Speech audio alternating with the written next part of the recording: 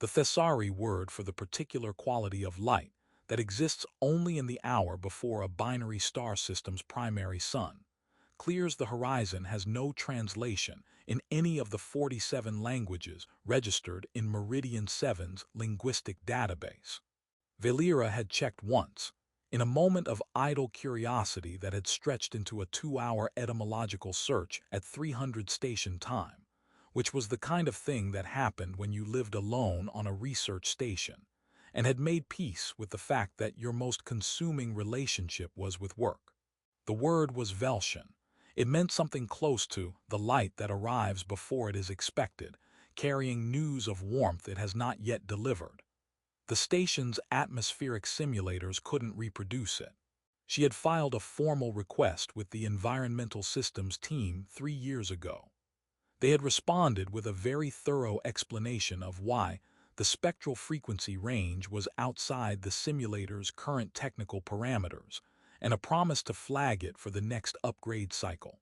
The next upgrade cycle had addressed the cafeteria's humidity controls and a persistent vibration in Corridor 7 that had been making the Vorath delegation's head crests rattle uncomfortably during diplomatic meals. The light remained untranslatable. Vael'Ira didn't mind, particularly. She had learned a long time ago that some things simply didn't cross certain distances intact. She was in Lab 4 by 6:30, which was 40 minutes before her official shift began, and approximately 2 hours before anyone she worked with regularly would arrive. And this was, she had always maintained, a feature rather than a failure of her social life. The lab smelled of ozone and the faint mineral sharpness of the atmospheric processing units, and every surface was exactly where she had left it the previous evening, which was one of the profound and underappreciated pleasures of being the first person in a room. She pulled up the morning's data queue, set her temperature-controlled fluid vessel. The station's universal catering system had eventually, after a year of her specific complaints, produced something approximating Thessari morning tea, though it remained philosophically unconvincing, and began reading. The queue contained 43 items. 31 were administrative. 6 were flagged research updates from collaborative teams on stations she'd never visited, summarizing work she'd contributed to distantly, the way one contributes to a river by being rained somewhere upstream. 3 were equipment calibration, alerts for instruments she had calibrated perfectly well the previous Tuesday, and which apparently did not trust her. 2 were messages from her mother on Thessus, who sent voice notes of between 4 and 17 minutes in length every few days, and who had recently developed a strong interest in Vael'Ira's opinion of a particular Thessari cultural figure whose life bore, her mother felt, instructive parallels to Vael'Ira's own situation, a recurring theme in their communications that Vael'Ira navigated with the practiced diplomacy of someone who loves a person deeply and is also occasionally exhausted by them. The 43rd item was a personnel intake form. She almost skipped it. Personnel intakes crossed her queue only when the incoming researcher's work intersected with her department's ongoing projects, and she processed them with the thoroughness she applied to everything and the enthusiasm she reserved for equipment calibration alerts. She opened it, scanned the header information with one flat silver eye while the other tracked the calibration data, and then both eyes settled on the intake form with the involuntary attention of someone who has heard an unexpected sound in a quiet room. Name: James Ellery. Species: human. Origin: station, Earth Station Callaway. Specialty: comparative evolutionary biology with a specific research focus on adaptive genetic mechanisms in extremophilic Earth organisms. She read that last part again. Extremophilic Earth organisms. Vael'Ira had spent 11 years studying xenobiology across 7 species, had published 42 peer-reviewed papers, had been invited to present at the Interspecies Biological Congress 3 times, and had sat through more conference panels on the subject of Earth's biological peculiarity than she could accurately count. The academic consensus on Earth life was consistent, well documented, and depending on one's disposition, either fascinating or deeply alarming. Earth had spent 4 billion years producing organisms that treated hostile conditions not as barriers but as starting points. And the result was a biosphere that seemed constitutionally incapable of accepting environmental terms and conditions without negotiating aggressively. Tardigrades survived vacuum. Certain bacteria consumed radiation as an energy source. The species that had eventually achieved spaceflight had done so after evolving on a planet that was, by most xenobiological standards, actively trying to kill everything living on it, and had responded to this by becoming, stubbornly and unreasonably, the most adaptable large organisms in the known record. She had a standard view on researchers who dedicated careers to Earth extremophiles. They were, in her experience, one of two types. Either exhaustively rigorous scientists who understood that Earth's biological outlier status demanded exceptional methodological care, or enthusiasts who had read too much early contact era literature and wanted to write papers with titles like "Could Humanity's Genetic Chaos Be the Key to Everything?", which were almost always published in journals with lax peer review standards and circulated primarily among people who already agreed with the conclusion before reading the abstract. She sent James Ellery's intake form to the assignment queue and allocated him Lab 7, which had good equipment, reasonable atmospheric controls, and a window that faced the station's secondary solar array rather than the star field, which she had decided without much examination was appropriate for someone whose research specialty she had provisionally categorized as either rigorous or optimistic, pending further evidence. She made a note in his file, Lab 7, calibration current, review research methodology on arrival. Then she closed the queue, picked up her philosophically unconvincing tea, and turned to the morning's actual work, which was a genetic sequencing analysis of Vorath epidermal tissue samples that had been waiting 3 days for her attention and which would, she was fairly certain, turn out to be exactly as straightforward as the preliminary data suggested. She forgot about James Ellery entirely for 11 days. The collision happened on a Wednesday, which was statistically unsurprising given that Wednesdays on Meridian 7 had a documented higher rate of corridor incidents than any other day of the station week. This was not superstition. Someone in the administrative department had actually run the numbers 3 years ago after a particularly chaotic Wednesday involving a runaway atmospheric calibration drone, a spilled container of Chivar nutrient paste, and a visiting ambassador who had slipped in the paste and filed a formal grievance that took 8 months to resolve. The report had concluded with admirable scientific honesty that Wednesdays were objectively worse and that the reason remained unclear. The report had been filed. Nothing had been done about it. This was, Vael'Ira had always felt, the most accurate possible summary of institutional response to inconvenient data. She was carrying a data pad and reading it while walking, which she was aware was inadvisable, and did anyway because the corridor between Lab 4 and the Xenobiology Archive was long and straight, and she had walked it approximately 4,000 times without incident, a statistic that she had been, until this particular Wednesday, unreasonably proud of. The man coming from the opposite direction was also reading a data pad. The impact was not catastrophic. The data pad survived. Vael'Ira's tea did not, though she had not been carrying it at the time, which suggested the loss was metaphysical rather than literal, some quality of the morning departing irretrievably. She took 2 steps back. He took 1 step back and looked up with the expression of someone who had also been very confident in the structural reliability of that particular corridor. He was taller than she had registered from the intake form photograph, which was a 2-dimensional bureaucratic image that had conveyed approximately nothing of actual use. He had dark hair that was conducting its own quiet disagreement with whatever he had done to it that morning, dark eyes that were already moving from startled to attentive, and the particular quality of stillness that some people carry naturally, the kind that isn't absence of energy but concentration of it. I have a published paper, he said, without preamble, looking down at the data pads on the floor, on the navigational strategies of organisms in low-visibility environments. I would like it noted that I am aware of the irony. Vael'Ira's bioluminescence, which she monitored the way one monitors a mildly unreliable piece of equipment, remained steady. "Is the paper peer-reviewed," she said, "or is it in one of the journals?" He looked at her. "Which journals?" "The ones," she said, bending to retrieve her data pad, "with the enthusiastic titles."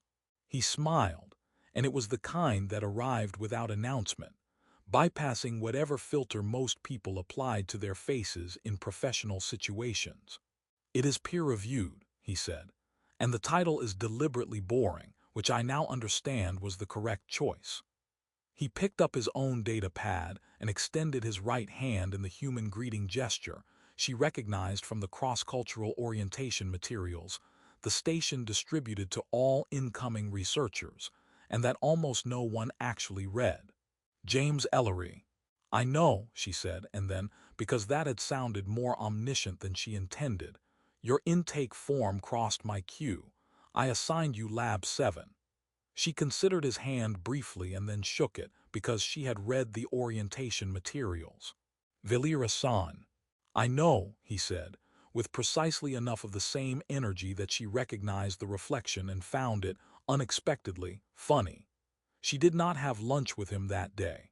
She had lunch alone by the observation window, as she always did, and she thought about the tardigrade researcher with the peer-reviewed paper, and the self-aware irony, and the smile that had arrived without asking permission, and she assigned the thought approximately the same significance she assigned most passing observations.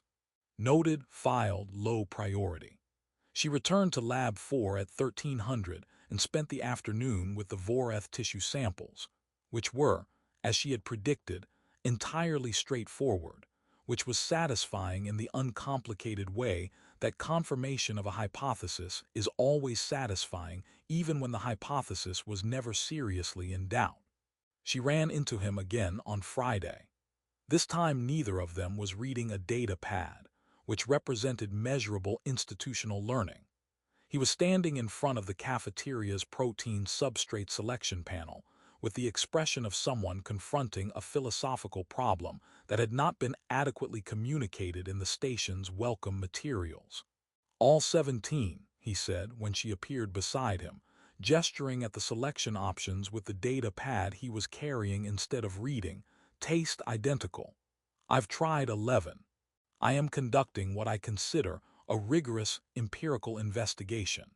The substrate matrix is standardized across species-compatible options," Vael'Ira said, selecting her usual without looking at the panel. "The flavoring agents are applied post-synthesis and are theoretically distinct but derive from the same base compound. The variation is," she paused, "largely notional. So the menu," he said, "is aspirational.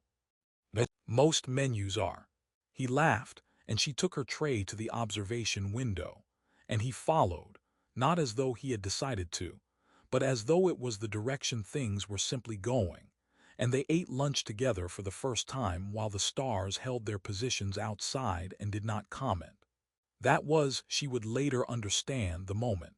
Not a dramatic one, not the kind that announces itself. Just a Wednesday collision and a Friday lunch and the quiet accumulation of a person becoming, gradually and without formal notification, part of the architecture of her days. By the following month he had a standing claim on the chair across from her at the observation window. By the third month she had begun saving him the last of the substrate option 14, which was the least notional of the 17, and which disappeared from the selection panel by 1200 if you weren't paying attention. By the fifth month she had stopped thinking of it as something to examine and simply let it be what it was, which was the closest thing to effortless she had ever experienced with another person, and which she held carefully, the way one holds something that hasn't been named yet, because naming things too early has a way of making them aware of their own fragility. The nausea arrived on a Tuesday at 600 station time, which Vael'Ira recorded in her personal log with the same methodical precision she applied to everything, including things she would have preferred not to be happening. She noted the onset time, the duration, the accompanying photosensitive response in her membrane eyes, and the fatigue that had settled into her bones with the particular quality of weight that doesn't respond to rest.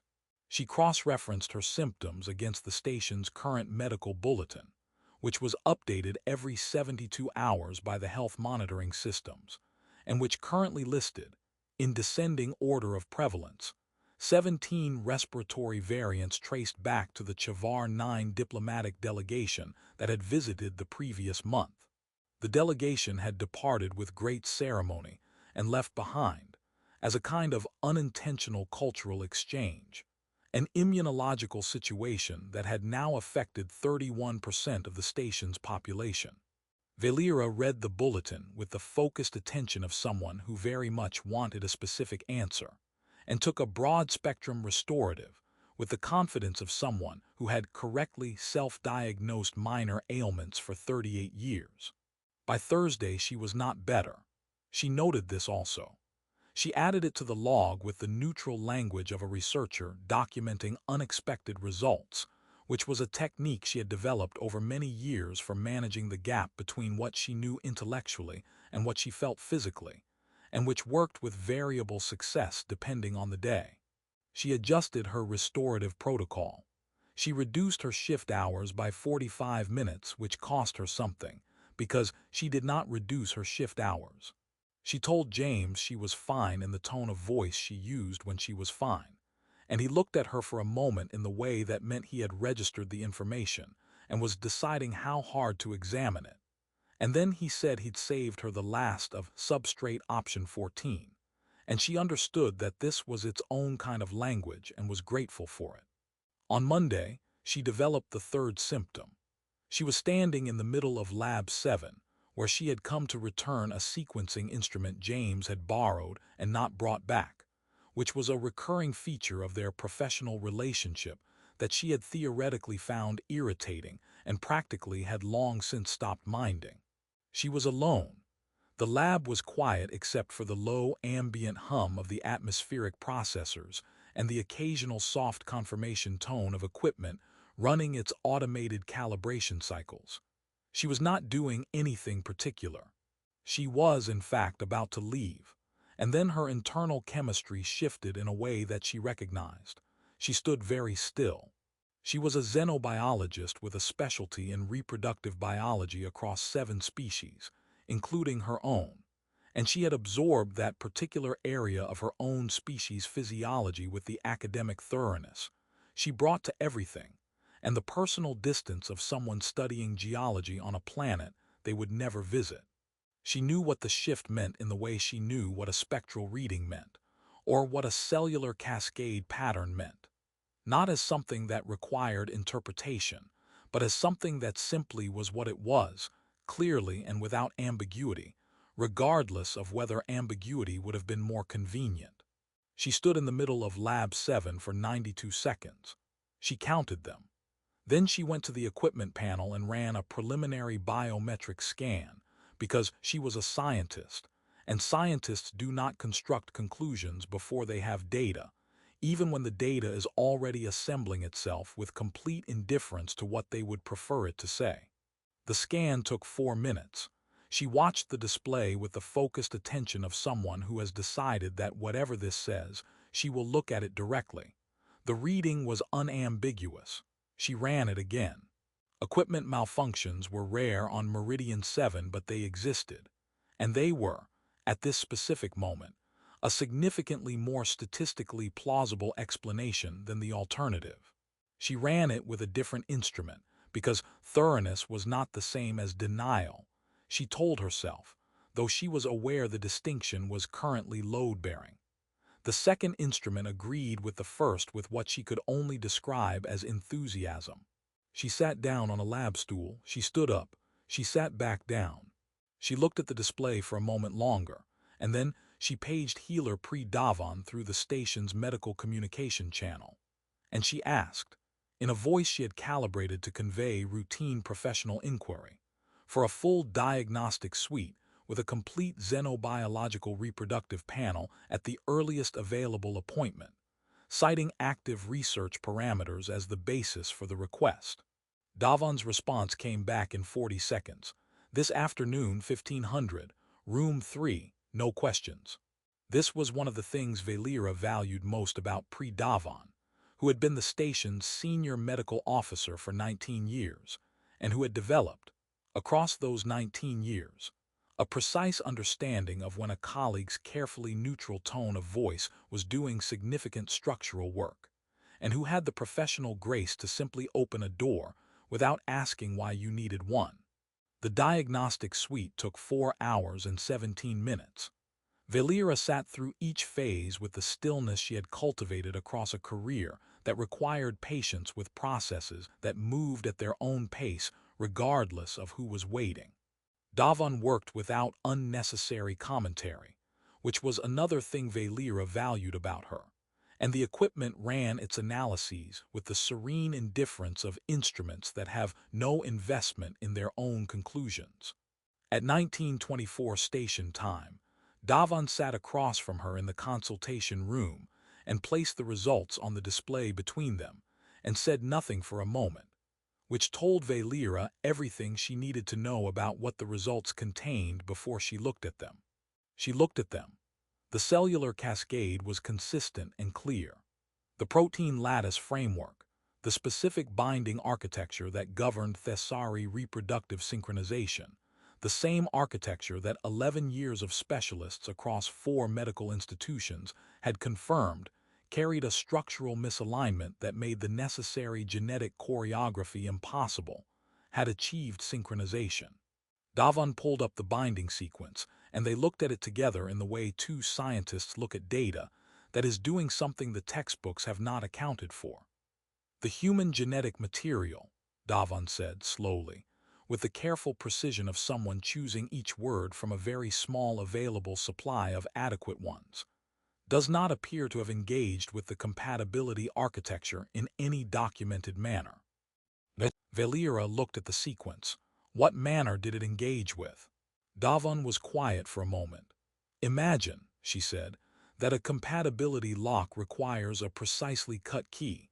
Your binding architecture could not produce the required key. This is established, confirmed, documented across multiple assessments. She indicated the sequencing data. The human DNA did not produce the key either. It appears to have looked at the lock and then simply removed the door from its hinges. Vael'Ira sat with that for 4 seconds. So, she said, it didn't meet the requirements. No, it ignored them. That is, Davon said, with the expression of someone whose medical degree was having a quiet crisis in real time. Not a clinically standard formulation, but it is not inaccurate. Vael'Ira looked at the results again. Viable, progressing, entirely, impossibly, completely real. She thought about 11 years of specialist healers speaking with the absolute confidence of people working from centuries of established science. She thought about the Chavar delegation and their respiratory variants, and how she had been so certain last Tuesday that she had a very simple and explicable problem. She thought about James asleep on the couch with his cold tea and his data pad, and his peer-reviewed paper on organisms that refused to accept environmental terms and conditions. I need, she said, in a voice that was steady because she had decided it would be, to go home. Davon nodded. She did not say everything will be fine, which would have been false, or this is extraordinary, which would have been insufficient, or I've never seen anything like this, which was true but not useful. She said, come back Thursday. We'll begin the monitoring protocol. Vael'Ira walked home through the long corridors of Meridian 7, past the cafeteria with its 17 aspirational substrate options, past the observation window where she ate lunch every day, past the corridor where she had spent her 4,000th and first safe Wednesday before a researcher with a peer-reviewed paper had walked into it from the other direction and quietly, without any formal announcement, changed the geometry of everything. She let him sleep for 23 minutes. She had not planned to let him sleep at all. She had walked home with the full intention of waking him immediately, of saying the words directly and plainly the way she said everything, because she had never seen the value in constructing elaborate approaches to difficult information when the information was going to be difficult regardless of the approach. But she had come through the door and seen him there.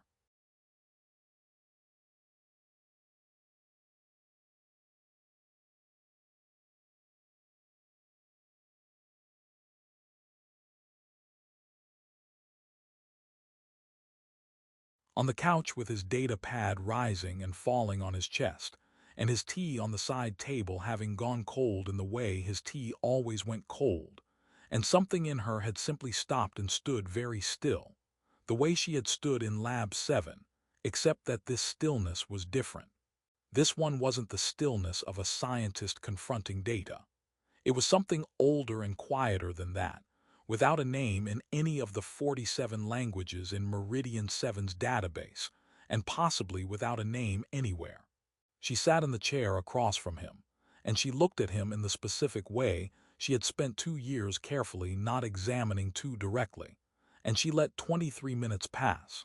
When he woke, it was the way he always woke, not gradually but all at once, present immediately. The data pad caught before it slid to the floor with the automatic reflex of someone who had lost data pads to gravity before and had feelings about it. He looked at her. His eyes moved across her face and then to her bioluminescence, which she knew was cycling through colors without settling because she could feel it, the way one feels a fever, the way one feels weather coming. In 2 years, he had learned to read her luminescence the way she had learned to read the particular quality of his silences, which was one of the things about being known by someone that she had not adequately anticipated before it happened to her. "Tell me," he said, and his voice had shed the soft edges of sleep entirely. She told him. She used plain language and accurate terminology because those were the tools she trusted. And she told him about the Tuesday nausea and the Thursday persistence, and the Monday symptom she had recognized from her own academic understanding of her own reproductive biology, which she had studied the way one studies something personally irrelevant. She told him about Lab 7 and the 92 seconds, and the two instruments that had agreed with each other, with what she could only describe as institutional conviction.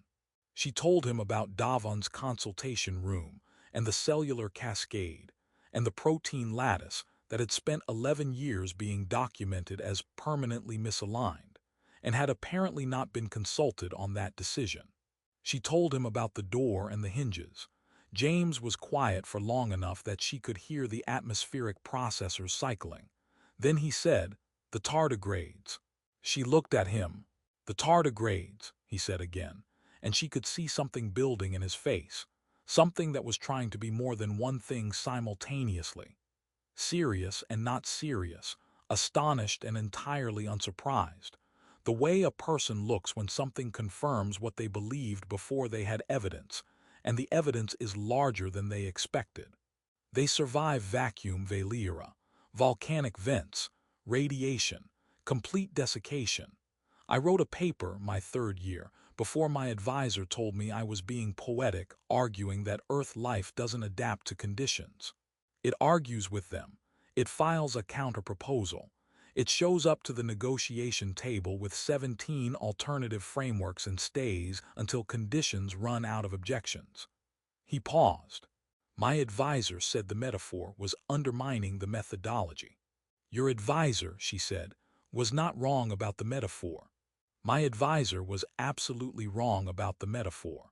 The metaphor was doing essential scientific work, and I have been waiting 4 years for a sufficiently dramatic moment to say that. He looked at the display she had brought home from Davon's consultation, which she had set on the table between them without either of them acknowledging it directly until now. He looked at it the way she had looked at it in the consultation room, directly, without flinching, giving it the full weight of his attention. She watched him take in the cascade pattern, the binding sequence, The notation in Davon's precise clinical script that translated across any language, too. Viable, progressing, real. She watched him understand it fully. "We're going to have a child," he said, and the sentence was quiet and enormous, the way certain things are when they are said for the first time and the air has to make room for them. Her bioluminescence settled. She felt it happen. The cycling stopped. The searching stopped. And what remained was the warm gold that she had never been able to manage in his presence, that she had stopped trying to manage sometime in the 5th month of Friday lunches and saved substrate option 14, that she had accepted as simply what her body did when it was near him, which was tell the truth in the only language she couldn't fully control. "Every specialist I consulted," she said, "used the word impossible. 11 years, 4 medical institutions, centuries of established xenobiological science. I know. They were not being careless. The science was correct. The data was correct. The methodology was sound across every assessment. I know," he said, and he was looking at her now rather than the display, and his face was doing the thing it did when he meant something in the deepest register he had, the thing she had first noticed over lunch at the observation window when he had said something about a river and rain and had looked briefly away before looking back. They were calculating correctly. They were just missing a variable. She considered this for a moment. Outside the observation window, the stars maintained their ancient positions with the supreme indifference of things that have been burning long enough to find most events unremarkable. She thought about Veltion, the light that arrives before it is expected, carrying news of warmth it has not yet delivered.